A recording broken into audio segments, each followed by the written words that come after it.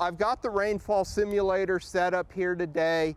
I think as we think about how we can visualize the effects of management on water quality, the rainfall simulator is a good tool for doing that. What I've got set up here, I've got grass out of one of our waterways here on the agronomy farm. Next to it is no-till soil from the inner row soybeans.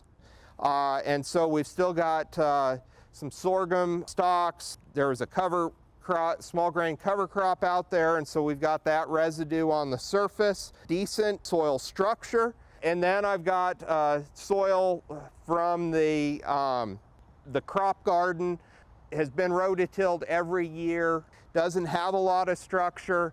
And then the final pan on the end is soil that we used in research study. It has been ground and passed through a 1 millimeter sieve, and there is no structure to that. Okay, and so while that gets started, what we'll be collecting in the front jars is our runoff. So that's the water that's running off the soil surface. And then our jars in back will collect any water that is infiltrating into these pans, and hopefully we'll see some differences here.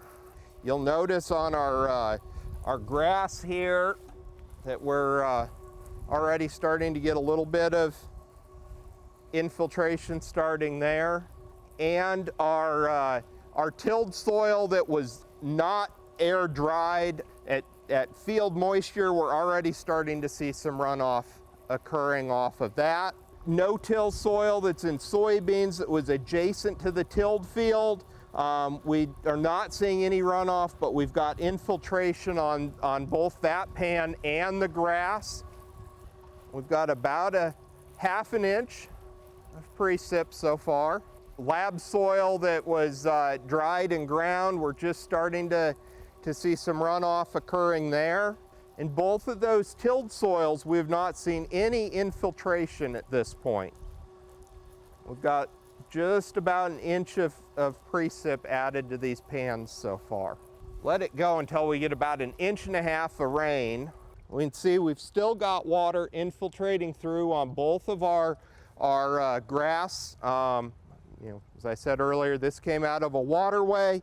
Our no-till soybean field, neither of these had, the grass had just a little bit of runoff, similar to the soybean field. We've got a little bit of sediment that came off with that, but not much at all.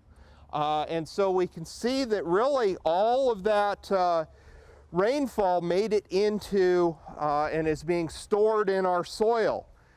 Now, when we look over here at our two pans that came out of examples of tillage, this one that's at the same field moisture as those two, really within about 2 minutes, we had runoff starting. We have not had any infiltration in that pan. And then our dry soil, it took longer for that runoff to start, and we didn't see as much runoff as we were wetting that soil up, but we still had no infiltration. So these pans are about 1.5 inches deep.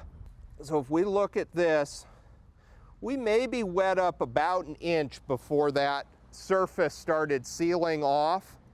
And the reason that surface seals is, you can think about, I think about a raindrop as my fist. And as it's coming down, it's got a force and it hits that soil surface, and that energy has to go somewhere. If we don't have any growing residue or plant material, that soil surface is absorbing that energy. We had a few clods on the surface here, but really they've disintegrated, and that's consistent with soil that's had a history of tillage. It doesn't have the structure. It's not able to resist that the force of the raindrop. If we look here at the no-till, the aggregates are holding together. We can break them. They're hard to break apart, but they're holding together. They're not falling apart, so that soil's staying together. The cover crop residue, the plant residue, is helping to absorb some of that energy of the raindrop, and similar to what we see here in the pasture system.